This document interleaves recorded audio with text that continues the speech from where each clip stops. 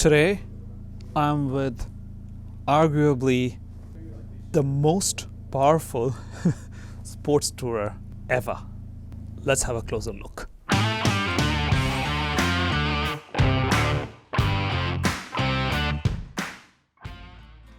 There are sports tourers, then there is the Kawasaki Concours. Historically, the Concours has been based upon the most powerful street bike that Kawasaki has to offer, tuned it differently, have hard luggage, a different frame and chassis, and a shaft drivetrain.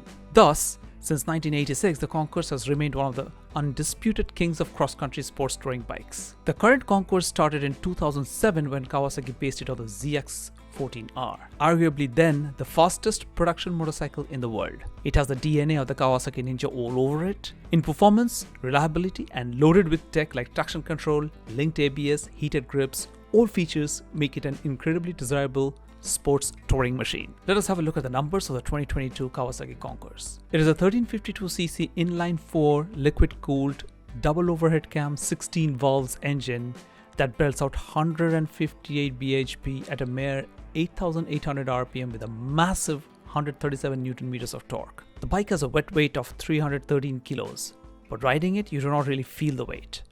It does a 0 to 100 in 3.2 seconds with all that weight. That is thanks to the astonishing torque, and you have power on tap at every RPM. And slipper clutch is standard to avoid rear wheel hopping during hard downshifting or cornering. Final drivetrain is a shaft that gives incredible longevity, and you have lesser maintenance worries to think about compared to a chain drive. Fuel tank capacity is 22 liters or 5.8 gallons US.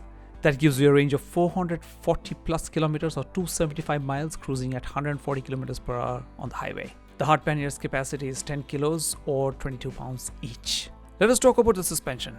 It is an inverted 43mm front cartridge that has rebound and preload adjustability. Front fork travel is 11 centimeters or 4.4 inches. Rear suspension is a tetraliver swing arm with adjustable rebound and preload. Rear suspension travel is 14mm or 5.4 inches. The frame is not a twin-spar sports bike frame but a monocoque, which is expected for such a big motorcycle. What one rarely talks about is the suspension monocoque frame combined gives this bike a great ride quality and really good handling. The handling of this bike is quite underrated actually. Braking is done by the best Nissin brakes in the market, capable of stopping a 200 km/h motorcycle at 313 kilos. Front brake is a 310mm pedal disc rotor. Rear braking is achieved by a 270mm pedal disc. There is standard ABS and there is a Kawasaki proprietary Coactive braking tech that has been designed for bikes that are more than 300 kilos. Whichever brake you actuate, the ABS ECU calculates bike speed and redistributes the hydraulics for optimum pressure on each caliper to maintain chassis stability and equilibrium. And the Coactive braking tech has two different modes independent of ABS.